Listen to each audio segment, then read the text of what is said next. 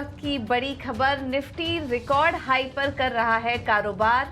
22,794 के पार निकल चुका है। ये प्रीवियस हाई था, उसके पार निकल चुका है निफ्टी। और आज ही के आज हम देख रहे हैं कि शुरुआत काफ़ी सुस्त हुई थी बाजार की, लेकिन उसके बाद शानदार तेज़ी देखने को मिल रही है। 190 अंक ऊपर है निफ्टी और पहली बार 22,800 के पार निफ्टी दिखाई दिया। 22,800 आज का नया हाई बना है और शानदार तेज़ी आज देखने को मिल रही है। तो रिकॉर्ड लेवल्स पर बाजार हैं और इस वक्त हम देख रहे हैं कि चौतरफा खरीदारी का माहौल है। लीड क्लियरली लिया आज बैंक निफ्टी ने। हम बार बार बोलते हैं कि जब तक बैंक निफ्टी चलना शुरू नहीं करेगा निफ्टी को सपोर्ट नहीं आएगा। और आज बैंक निफ्टी जो कि वीक नज़र आ रहा था काफ़ी समय से, वो मोमेंटम मिसिंग था बैंक निफ्टी में, आज वो मोमेंटम बैंक निफ्टी ने दिखाया है। और जैसे ही बैंक निफ्टी ने तेज़ी पकड़ी, सभी शेयर्स हरे निशान में कारोबार कर रहे थे। दिग्गज बैंकिंग स्टॉक से जो सपोर्ट आया, 700 पॉइंट्स ऊपर देखिए बैंक निफ्टी आज के दिन कारोबार कर रहा है। 48,500 के ऊपर का हाई आज के दिन बैंक निफ्टी ने भी लगाया और क्लियरली उसे सपोर्ट मिला आज निफ्टी को भी। निफ्टी बहुत समय से चलने की कोशिश कर रहा था लेकिन वो स्ट्रेंथ नहीं नजर आ रही थी, लेकिन आज वो स्ट्रेंथ लौटी बाजार में। 22,800 के पार निकल चुका है। सभी एक्सपर्ट कह रहे थे कि अगर 22,650 के लेवल के ऊपर टिका रह गया बाजार तो फिर हम नए हाइस देखेंगे और आज के सत्र में वो हो भी गया। वीकली एक्सपायरी भी थी, 14 सत्र बाद फिर नया, केवल मात्र 14 सत्र लगे, 14 ट्रेडिंग सेशन लगे जब मार्केट हाई बनाया। और इस बीच हम आपको इंडिया विक्स अगर बार बार दिखाए, काफ़ी ज़्यादा वॉलेटिलिटी थी देखने को मिल रही थी। बाजार में नर्वसनेस थी, चुनावी माहौल था। इस बीच हम नर्वसनेस भी काफ़ी देख रहे थे, लेकिन उन सब को आप पीछे छोड़ते हुए निफ्टी लगा चुका है नया हाई और इसमें कंट्रीब्यूट सभी के सभी इंडाइसेस कर रहे हैं। बैंक निफ्टी भी कंट्रीब्यूट कर रहा है। Mid cap index, small cap shares, यहाँ से भी बढ़िया कंट्रीब्यूशन आ रहा है। आज हमने देखा कि बाजार खुलते से ही निफ्टी मिड कैप भी रिकॉर्ड लेवल्स के आसपास कारोबार कर रहा था। तो मोमेंटम पॉजिटिव है बाजार का। ऑल टाइम हाई के पास बाजार कारोबार कर रहा है।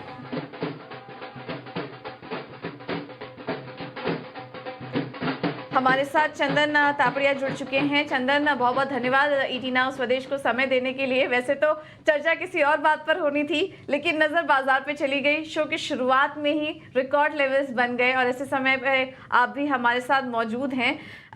तो ये जो स्ट्रेंथ नज़र आ रही है आज ही के दिन बाजार में, काफ़ी दिन से वॉलेटिलिटी बना हुआ था, एक रेंज में कारोबार कर रहा था, लेकिन आज जिस तरीके से स्ट्रेंथ दिखी बाजार में, इसे आप कैसे देख रहे हैं? ये तेज़ी कितनी टिकाऊ है? कितना 22,800 के पार जो हम निकले हैं, कितनी टिकाऊ लग रही है आपको ये लेवल्स? बिल्कुल, देखिए बाजार ने वापस एक नए शिखर, नए कीर्तिमान स्तर को छुआ है। मेरे हिसाब से पिछले 8-10 दिन का जो स्ट्रक्चर था, निफ्टी ने 21,800 के आसपास के बॉटम बनाए और वहां से रिकवरी दी और इवेंट से पहले बाजार एक नए सेटअप और नए ब्रेकआउट के लिए तैयार हो रहा है। मेरे हिसाब से बाजार में और बड़ी तेजी बननी चाहिए। ओनली एक ही कंसर्न है कि आपका इंडिया विक्स कूल डाउन नहीं हो रहा है और वो होगा भी नहीं, क्योंकि जब तक इवेंट और इलेक्शंस रिजल्ट आउट नहीं होते तब तक वहां पे बड़ा ब्रेक नहीं होगा। बट जिस हिसाब से पिछले कुछ दिनों से आप देख रहे हो, सेलेक्टिव सेक्टर्स परफॉर्म कर रहे हैं, चाहे आप सेलेक्टिव ऑटो की बात करें, शिपिंग की बात करें, डिफेंस की बात करें या फिर कुछ दिग्गज प्राइवेट बैंक की बात करें, बाजार का दिशा और दशा एक सकारात्मक रवैया बता रही है। तो हमारा यही मानना है कि ये रैली एक्सटेंड होनी चाहिए। जब तक निफ्टी 22,450, 22,500 के जोन को होल्ड करता है, हमारा मानना है 23,000 और 23,500 तक के टारगेट बनने चाहिए। पोजिशनली कोई इवेंट के लिए जिक्र करना चाहता है तो हमारा ऐसा मानना है कि 22,222 से लेके ऊपर में 24,000 तक के टारगेट बनने चाहिए। तो दोनों ही परिस्थितियों में, चाहे आप शॉर्ट टर्म की बात करें या फिर मीडियम टर्म की बात करें, बाजार का रुख है वो पॉजिटिव दिशा और पॉजिटिव दृष्टिकोण दे रहा है। हमारा मानना है कि नए हाई के बाद 23,000 का एक माइलस्टोन और फिर रैली 24,000 तक के लिए बढ़ती जानी चाहिए और इस पूरे मूवमेंट में selective private bank, defence, shipping और चुनिंदा ऑटो काउंटर का दमदार परफॉर्मेंस आपको देखने को मिलेगा। तो दिग्गज हैवी वेट काउंटर्स देखिए सपोर्ट कर रहे हैं। हम अगर आपको निफ्टी के टॉप गेनर्स इस वक्त बताएं तो पॉइंट वाइज सबसे ज़्यादा कंट्रीब्यूशन एक्सिस बैंक से देखने को मिल रहा है। सुबह अगर आप हमें सुन रहे हो, हमने ये स्टॉक हाईलाइट भी किया था कि बाजार को अगर आगे बढ़ना है, बैंक निफ्टी का चलना जरूरी है। एक्सिस बैंक जैसे जो स्टॉक्स हैं वहां से सपोर्ट आना जरूरी है। और देखिए बैंकिंग स्टॉक्स चल भी रहे हैं इस बीच। एक्सिस बैंक 3.5% ऊपर है, इंडसइंड बैंक से सपोर्ट है, बंधन बैंक, एसबीआई, ऑटो स्टॉक्स जो कि चंदन भी हाईलाइट कर रहे हैं, मारुति सुजुकी जैसे स्टॉक्स चल रहे हैं। तो ये हैवी वेट काउंटर्स चल रहे हैं आज के दिन, जिससे कि मार्केट को स्ट्रेंथ मिल रही है इस वक्त। और आपको बता दें कि ज्यादा समय नहीं हुआ है, 3 मई को ही बाजार ने नया रिकॉर्ड बनाया था और केवल 14 दिनों में भारी उतार चढ़ाव के बाद, क्योंकि इस बीच हमने 22,000 के नीचे भी फिसलता हुआ देखा था मार्केट को, और इस भारी उतार चढ़ाव के बीच आज फिर से एक स्ट्रेंथ लौटी है। और चंदन से हमारी बात भी हुई थी, वो कह रहे हैं कि ये स्ट्रेंथ आगे भी कंटिन्यू रहेगी। हमारे साथ 2 मेहमान और जुड़े हैं, हमारे साथ विनय रजानी जी भी मौजूद हैं और हमारे साथ प्रशांत सावंत भी मौजूद हैं। विनय जी, बड़े इवेंट की तरफ हम बढ़ रहे हैं और ऐसे में बाजार में ये इस तरीके की तेजी आना लाजमी भी था। बस 10 दिन रह गए हैं मात्र चुनावी नतीजे आने के पहले, और इसके पहले हम रिकॉर्ड ऊंचाई देख रहे हैं। क्या इंडिकेशन मिल रहा है आपको इससे, और यहाँ से लेकर चुनाव तक क्या आप इस तेजी का मोमेंटम यहाँ बरकरार ही रहेगा? थोड़ा बताइए दर्शकों को, और जो ट्रेडर्स हैं उन्हें भी बताइए कि अभी वो यहाँ से क्या रणनीति अपना के चले बाजार में। जी। तो टेक्निकली हम देखें तो पिछले 10 से 12 वीक से हम देख रहे थे कि निफ्टी 21,800 से 22,800 की रेंज में ट्रेड कर रहा है। काफ़ी उतार-चढ़ाव रहे, नीचे 21,700, 21,800 पे सपोर्ट लिया, 22,800 पे रेजिस्टेंस लिया। ये जो 1000 पॉइंट का जो कंसोलिडेशन है, उस कंसोलिडेशन में से आज के सेशन में हमने ब्रेकआउट आते हुए देखा है और निफ्टी ने एक नया ऑल टाइम हाई बनाया है। अच्छी बात ये है कि मार्केट एक कैलकुलेटिव वे से चल रहा है। हम देख रहे हैं कि सेक्टर रोटेशन जिस तरह से हो रहा है, तो एक सेक्टर रोटेशन काफ़ी अच्छा है। कहीं पे यूफोरिया नहीं दिख रहा है। आप मिड कैप, स्मॉल कैप में भी देखेंगे तो अभी भी बहुत सारे स्टॉक्स मिड कैप सेगमेंट में, स्मॉल कैप सेगमेंट में ऐसे हैं कि जो काफ़ी अपने ऑल टाइम हाई या 52 वीक हाई से नीचे चल रहे हैं। In fact they are not moving at all. तो जहाँ पे पॉजिटिव खबरें आ रही है वो स्टॉक चल रहे हैं, जहाँ पे नेगेटिव आ रही है तो वो स्टॉक को नेगेटिवली भी इम्पैक्ट हो रहा है। तो ऐसा नहीं है कि चौतरफा तेजी है या यूफोरिक काइंड ऑफ एनवायरनमेंट है। मुझे लग रहा है काफ़ी डर के माहौल के बीच में मार्केट धीरे-धीरे कैलकुलेटिव वे से बढ़ रहा है। That is also a healthy sign. और जैसे 11 से 12 वीक का जो कंसोलिडेशन था 1000 पॉइंट का, उसमें से ब्रेकआउट आते हुए दिख रहा है। तो मुझे लग रहा है ये तेजी आगे बढ़नी चाहिए। इमीडिएटली मुझे लग रहा है कि 23,400, 23,500 एक पोजिशनल टारगेट मान के चलना चाहिए निफ्टी में। वो वेरी मच पॉसिबल है। ऐसा हो सकता है कि लार्ज कैप ज़्यादा परफॉर्म करे, क्योंकि एफआईआईएस का जो लॉन्ग टू शॉर्ट रेशियो है, पिछले दिनों हमने देखा था इंडेक्स फ्यूचर में काफ़ी ओवरसोल्ड लेवल पे है। तो अगर ब्रेकआउट आने पे अभी एफआईआई अगर यहाँ से अपनी शॉर्ट पोजीशन काटती है, तो ज़्यादातर मूवमेंट लार्ज कैप कंपनीज में आएँगी, एफ एंड ओ कंपनीज में आएँगी। तो मुझे ऐसा लग रहा है कि लार्ज कैप कंपनीज में यहाँ से अच्छी मूव मिल सकती है। मिड कैप, स्मॉल कैप में सिलेक्टिव स्टॉक्स बढ़ सकते हैं। तो ओवरऑल नज़रिया पॉजिटिव है, बट रिलेटिवली मुझे लग रहा है कि लार्ज कैप्स में बेटर रिस्क रिवॉर्ड रेशियो है यहाँ से, और निफ्टी 23,400, 23,500 के तक के टारगेट दिखा सकता है। बिल्कुल। तो यहाँ से तेजी का मोमेंटम जारी रह सकता है और तेजी रुक नहीं रही है। 234 अंक ऊपर आ चुका है, 22,800 के पार गया और उसके बाद वो लेवल्स टिके रहने की कोशिश कर रहा है। शानदार तेजी 1% ऊपर आ चुका है निफ्टी इस वक्त। हमारे साथ फोन लाइन पर रोहित श्रीवास्तव जी भी जुड़ चुके हैं। Rohit, thank you so much ET Now Swadesh को समय देने के लिए। शानदार तेजी, रिकॉर्ड लेवल्स आज देख रहे हैं हम। क्या व्यू बन रहा है आपका बाजार में, और अभी इन स्तरों पर ट्रेडर्स क्या करें? आपका क्या नजरिया बन रहा है मार्केट पर? तो बहुत ही इंटरेस्टिंग सेटअप है। करीब 10 दिन बाकी हैं इलेक्शन के रिजल्ट्स आने के लिए, और इस बीच में क्या हुआ है कि मार्च के महीने से बाजार जो है 21,600, 700 नीचे में और 22,800 ऊपर में के बीच में किसी रेंज में चल रहा था। अगर आज हम लोग 22,810 के ऊपर क्लोजिंग देखते तो इसको एक टेक्निकल ब्रेकआउट माना जाएगा।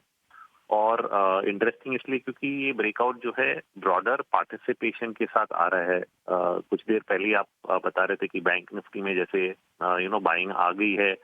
आईटी सेक्टर भी जो है, जो कि थका हुआ लग रहा था, उसमें भी कुछ मूवमेंट दिख रही है। तो एक ब्रॉड बेस्ड मोमेंटम बनता जा रहा है, जहाँ पे ये जो सेक्टर्स अभी तक पार्टिसिपेट नहीं कर रहे थे उनमें भी मोमेंटम बिल्ड होने लग गया है। तो अगर बैंक निफ्टी पार्टिसिपेट करती है, आईटी सेक्टर पार्टिसिपेट करती है, तो मोस्टली जो 22,810 के ऊपर क्लोज होगा वो सिग्नल करेगा कि यहाँ से तेजी जो है वो कई हफ्तों तक आगे चलती जा सकती है। और इसको हम लोग इलेक्शन रैली भी बोल सकते हैं, क्योंकि मार्केट कहीं ना कहीं एंटिसिपेट वापस करने लग गया है कि रिजल्ट जो है वो फायदेमंद रहेंगे। रोहित, एक क्विक सवाल फिर यहाँ से अब अगले टारगेट्स आप क्या देख रहे हैं? 22,800 के पार तो निकल चुका है, अगले टारगेट्स आप क्या देख रहे हैं निफ्टी में? कौन से सेक्टर, कौन से स्टॉक्स पर, अगर यहाँ से लेकर अब आगे 10 दिन यानी कि चुनावी नतीजे तक हम बात करें तो कौन से लेवल्स, कौन से स्टॉक पर आपकी नजर होगी? तो जैसे मैंने बोला 22,810 के ऊपर अगर क्लोज हो जाता है तो हमारे जो लेवल्स हैं वो 23,400 से लेके 24,000 के रेंज में आ जाएंगे। और इसमें फिर जो बैंकिंग सेक्टर है मुझे लग रहा है काफी हद तक पार्टिसिपेट करेगा, क्योंकि ये सेक्टर कई दिनों से दबा हुआ है। और बैंकिंग का मेरा मतलब है पीएसयू बैंक ही नहीं, बट जो बैंक निफ्टी है जो प्राइवेट बैंक्स और एनबीएफसी पे इंडिकेट करता है, जो कि स्ट्रॉन्ग पार्टिसिपेशन में नहीं थे, उनका पार्टिसिपेशन मुझे लग रहा है बाजार में काफी हद तक देखा जाएगा। और तो ये एक फोकस सेक्टर है। दूसरा है आईटी, जो कि काफी पिट चुका है काफी बुरी खबरों के पीछे, और आईटी सेक्टर में भी एक टर्न अराउंड देखा जा रहा है। तो मुझे लग रहा है कि ये दोनों सेक्टर्स जो हैं वो काफी कंट्रीब्यूट करेंगे इस मूव में। Right, Rohit ji, thank you so much आपका समय देने के लिए और हमारे साथ जुड़ने के लिए।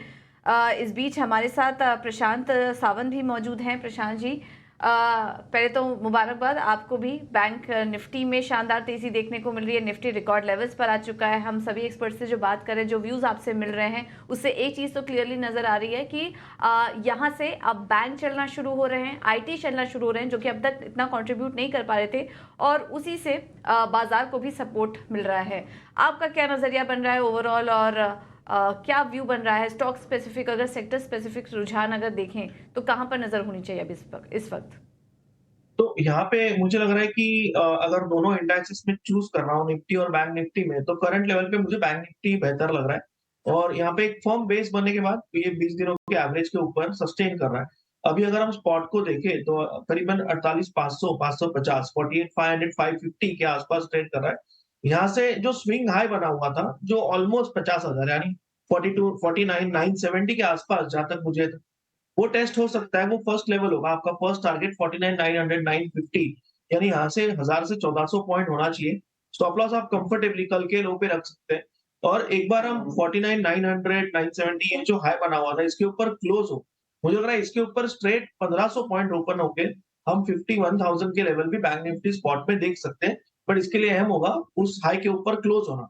तो जो तेजी होगी, तो मुझे लग रहा है दोनों इंडाइसेस में बैंक निफ्टी में ज्यादा एक्सपीरियंस होगी। आज अगर हम देखें, एक्सिस बैंक ने लीडरशिप दिखाई है, बट बाकी सारे ही बैंक्स कंट्रीब्यूट कर रहे हैं। नॉर्मली अगर एक बैंक लीडरशिप दिखा रहा था तो बाकी कोई ना कोई उसमें लैगार्ड भी रहता था, जिससे कि बैंक निफ्टी एक साइडवेज जोन में चल रही थी। बट आज अगर एक लीडरशिप दिखा रहा है तो बाकी कंट्रीब्यूट भी कर रहे हैं, जो एक अच्छी निशानी है। और अगर ये लीडरशिप चेंज हो और यहाँ पे अगर अगले 1-2 दिनों में एचडीएफसी बैंक लीडरशिप ले, तो मुझे लग रहा है बैंक निफ्टी बहुत ही जल्द स्विंग हाइज को टेस्ट कर सकता है। ठीक है, तो ये है नज़रिया प्रशांत जी का, और उनका भी यही मानना है कि सिलेक्ट बैंक निफ्टी अब ज़्यादा बेहतर लग रहा है अगर आपको लेना है तो मार्केट में, और बैंक निफ्टी ज़्यादा बेटर लग रहा है, वहाँ पर नए लेवल्स देखने को मिल सकता है। ये कुछ फैक्टर्स हम चला रहे हैं आपके सामने। बाजार में रिकॉर्ड ऊंचाई बनने की वजह रिलायंस जैसे दिग्गज शेयरों से सपोर्ट मिला, बैंक्स चल रहे हैं, एफआईआईज की खरीदारी थोड़ी थोड़ी देखने को मिल रही है। इस वजह से हम देख रहे हैं कि रिकॉर्ड लेवल्स बाजार पे बन रहे हैं। हमारे साथ मुंबई स्टूडियो से ईटी नाउ स्वदेश के मैनेजिंग एडिटर निकुंज डालमिया भी मौजूद है। Nikunj sir, thank you so much समय देने के लिए। रिकॉर्ड ऊंचाई पर बाजार, उसके लिए पहले तो कांग्रेचुलेशंस आपको भी और सभी दर्शकों को। और 10 दिन रह गए हैं मात्र चुनावी नतीजे आने पर भी। लाइफ हाई पर हमें अब ऐसे में सबसे बड़ा सवाल यही है कि क्या बने रहें या फिर थोड़ा थोड़ा मुनाफा बुक करना चाहिए, क्या करें मार्केट में इस वक्त? देखिए पूजा, जो ऑल टाइम हाई की जो रिंग होती है ना, we are at an all time high, बड़ी गजब की रिंग होती है, सबको बड़ी अच्छी लगती है। तो ऑल टाइम हाई जब बनता है तो एक नई उमंग, एक नई मुस्कान, एक नया चेहरे पे ललाहट आ जाती है। हमने 2 दिन पहले $5 ट्रिलियन की मार्केट कैप को टच करा था, तो उस दिन लोग बोल रहे थे अरे मार्केट तो ऑल टाइम हाई पर है नहीं, मगर है। देखिए पूजा, हम पिछले 15-20 दिन से क्या एक व्यू लेकर चल रहे हैं, हम यही व्यू लेकर चल रहे हैं कि मार्केट के अंदर जो ऑल टाइम हाई है यह इस समय एक आप इंडिया की आज बात कर रहे हैं मगर एक ग्लोबल फिनोमिनन है। नैस्डैक ऑल टाइम हाई पर है, European markets all time high पर हैं, जापान ऑल टाइम के आसपास है। और अगर आप देखें तो बड़े मार्केट्स जैसे नैस्डैक और S&P और डाउ वो भी ऑल टाइम हाई के आसपास है। तो मार्केट्स के अंदर जो इस समय ऑल टाइम हाई बन रहा है ग्लोबल फिनोमिनन है। अब आप इंडिया की बात करते हैं। इंडिया के अंदर हमने देखा था पिछले 15-20 दिन से नर्वसनेस आई थी मार्केट में। जब कोई बड़ा इवेंट आता है तो मार्केट में जाहिर है उसको लेकर के खुसफुस ओपिनियन चेंज वो होती रहेगी। तो फेज़ 1 मार्च में मार्केट का व्यू था कि भाई करंट पार्टी भयंकर बड़ी मेजॉरिटी के साथ आएगी। फेज़ 1 फेज़ 2 के बाद मार्केट का व्यू थोड़ा चेंज हुआ। कोई साइंटिफिक बेसिस नहीं है इसका, मगर मार्केट का एक व्यू था जो चेंज हुआ, जिसकी वजह से मार्केट में नर्वसनेस आई। अब मार्केट का व्यू है जी जो तीसरे चौथे पाँचवें चरण में जो हुआ है, जो पॉलिटिकल एक्सपर्ट्स हैं, जो जाने माने विशेषज्ञ हैं, जो इलेक्शन साइकिल बहुत ज़्यादा समझते हैं, जो एक्सपर्ट्स हैं, जिनकी प्रेडिक्शंस काफ़ी अच्छी गई हैं, वह संपूर्ण रूप से अब स्वीकार कर रहे हैं कि करंट गवर्नमेंट कंटिन्यूटी में रहेगी और उसकी वजह से आपको कोई बहुत बड़ी इकोनॉमिक पॉलिसी चेंज में डिफरेंस नहीं मिलेगा। तो उसकी वजह से हमने देखा कि पिछले 4-5 दिन से, खास करके पिछले थर्सडे फ्राइडे से एक उछाल आया है। कुछ स्पेसिफिक कॉर्पोरेट ग्रुप्स ऊपर गए, कुछ स्पेसिफिक स्टॉक्स ऊपर गए जो इलेक्शन ट्रेड्स कहला सकते हैं। जैसे हम बोल सकते हैं जी वह आपके रेलवे हो गए, इंफ्रास्ट्रक्चर हो गए, डिफेंस हो गए, उनके अंदर हमें तेज़ी देखने को मिली है। कुल मिलाकर के जो मार्केट की पोजीशनिंग है पूजा, वह भी ये है कि भाई retail participation, DI participation all time high, FI participation at a record लो। तो मार्केट इस समय बड़ा डिवाइडेड है। फॉरेन इन्वेस्टर जो कि इवेंट के बाद आना चाहता है, डोमेस्टिक इन्वेस्टर जो कि इवेंट से पहले, इवेंट के दिन या इवेंट के इमीडिएट बाद बेचना चाहता है। तो मार्केट की जो पोजीशनिंग है वो डिपेंड करता है आप किससे पूछ रहे हैं, आपको एक डिफरेंट आंसर मिलेगा। राइट। और काफ़ी सारा जो हैंगओवर था वो भी खत्म हो चुका है। अर्निंग सीजन ऑलमोस्ट खत्म हो चुके हैं। FIIs अब धीरे धीरे करके हम देख रहे हैं कि बिकवाली में कमी आई है और ग्लोबल फैक्टर्स भी ऑलमोस्ट सभी पॉजिटिव नज़र आ रहे हैं। अभी एक और बात देखिए, सेंसेक्स में भी 75,000 के लेवल्स इस वक्त आ चुके हैं। 75,000 के पास सेंसेक्स भी कारोबार कर रहा है। तो फिर निकुंज साहब, इंडेक्स पर तो आपने बताया, बाजार पर राय दी। अब ऐसे में कौन से स्टॉक्स, क्योंकि अभी तक बैंक्स नहीं चल पा रहे थे, IT से इतना कंट्रीब्यूशन नहीं आ पा रहा था, और कौन कौन से स्पेस हैं, स्टॉक्स हैं, सेक्टर्स हैं जहां पर कि अब नज़र रखने की ज़रूरत है? देखिए, मैं कॉन्ट्रा व्यू कुछ यहाँ पे बताना चाहूँगा। एक मैं अगर ये बोलूँ कि भाई अगर सरकार आती है, कंटिन्यूटी रहेगी, तो ऑब्वियस बेनिफिशरीज कौन से हैं? डिफेंस, रेलवेज, इंफ्रास्ट्रक्चर, सरकारी डोमिनेटेड कंपनीज, कुछ स्पेसिफिक कॉर्पोरेट ग्रुप्स जिनके नाम सब जानते हैं। तो एक वो ईजी ट्रेड है, एक ऑब्वियस ट्रेड है, और मुझे लगता है कि वह ट्रेड अभी 3-4-5 दिन और चलेगी। अब आपको ये समझना है कि 4th को जब नतीजे आते हैं, और नतीजे अगर उम्मीद के अनुसार आते हैं, तो मार्केट में how much of the good news is in the price and how much of the good news is not in the price. तो मुझे लगता है कि कुछ ऑब्वियस ट्रेड्स के अंदर जो प्राइसेस हैं वह काफ़ी इलेक्शन की जो रिजल्ट आउटकम को वो एक फैक्टर इन कर रहे हैं। तो I will not be surprise कि 3 को, 4 को या 5 को मार्केट में इलेक्शन वर्डिक्ट के बाद ये जो इलेक्शन ट्रेड चालू हुआ है पिछले 7-8 दिन से, वो टॉप आउट हो सकता है। मगर जब इलेक्शन का वर्डिक्ट आएगा तो इलेक्शन का वर्डिक्ट 5 साल के लिए आएगा। 5 साल के लिए इकॉनमी का रुख अच्छा रहेगा। तो एक इसमें एक तो देखिए, मार्केट के अंदर ना 2 तरह के लोग आएंगे। एक आएंगे जो कि एक शॉर्ट टर्म ट्रेड के लिए आते हैं जी, जो इलेक्शन वर्डिक्ट के आसपास के पहले आएंगे और इलेक्शन वर्डिक्ट के दिन या इलेक्शन वर्डिक्ट के 1-2 दिन बाद वो बेचना चाहते हैं। मगर कुछ ऐसे निवेशक हैं जो DIs हैं या फिर SIP के थ्रू आते हैं या फिर फॉरेन इन्वेस्टर्स हैं, वो बोलते हैं जी हम 3 से 5 साल तक इस मार्केट में निवेश करेंगे, बिकॉज 2014 से 2024 में हमने भारत को बदलते देखा है, अगले 5 साल में भारत और बदलेगा और अच्छी तरीके से बदलेगा।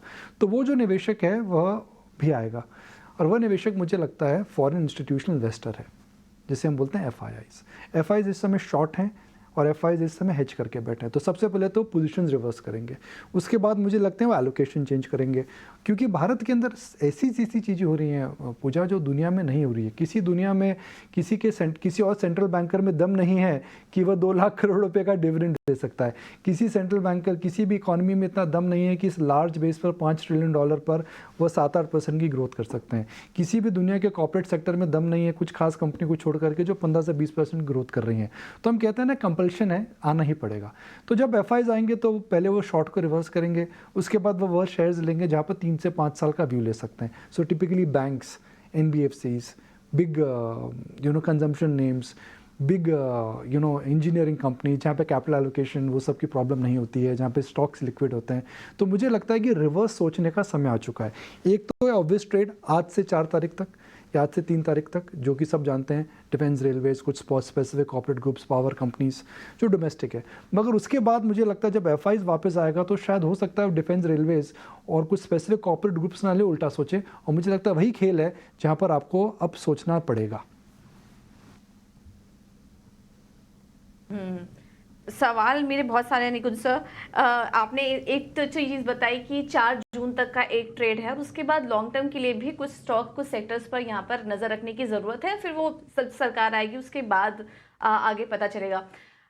लेकिन इस बीच जो ग्लोबल सिनेरियो की आप बात कर रहे हैं, बाकी सारी चीज़ें पॉजिटिव हैं, लेकिन ब्याज दरों में कटौती को लेकर अभी फ़िलहाल कोई क्लैरिटी नहीं बन पा रही है। क्या ये बाजार में आने वाले समय में कुछ नेगेटिविटी का काम कर सकता है ग्लोबल सिनेरियो के लिए भी और भारतीय बाजारों के लिए भी? मुझे देखिए, एक ज़माना था जहाँ फेड छींक मरता था तो पूरे शेयर बाज़ार को बुखार आ जाता था, ग्लोबली शेयर बाज़ारों को बुखार आता था। इंडिया के अंदर भी हमेशा हम अक्सर देखते थे असर होता था। मगर अब फेड की वजह से मार्केट नहीं चल रहा है पूजा। फेड लगातार रेट्स बढ़ाई उसने, उसके बाद भी मार्केट 2022-23 में टिका रहा। फेड ने बिगनिंग ऑफ द ईयर में बोला हम रेट कम करेंगे, मार्केट ने बोला थैंक यू। अब फेड बोला रेट कम नहीं होगी, मार्केट फिर भी कुछ मूव नहीं कर रहा है।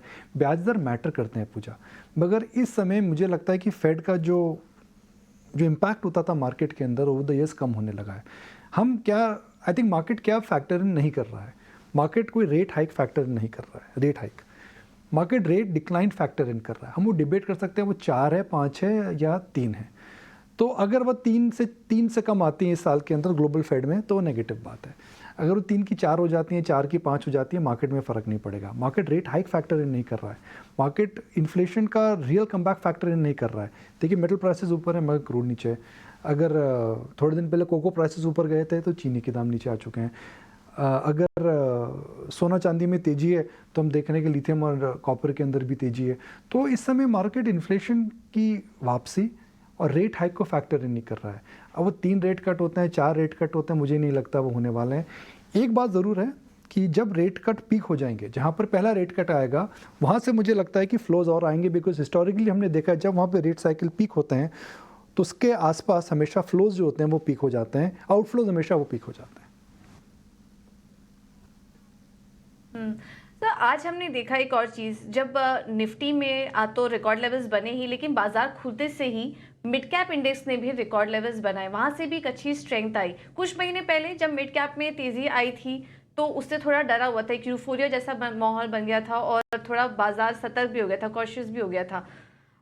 लेकिन आज ये जो तेज़ी आई मिड कैप और स्मॉल कैप स्टॉक्स भी जो चल रहे हैं, इसमें आप कितनी स्ट्रेंथ देख रहे हैं? देखिए अब इंडेक्स पे व्यू लेना पूजा बहुत मुश्किल है, बिकॉज देखिए 2021-22 में small was beautiful and large was also great. वो मार्केट अब ये नहीं है कि जहां आपने बिना सोचे समझे कोई भी स्टॉक के अंदर अगर निवेश करा तो आपका पैसा बनाता।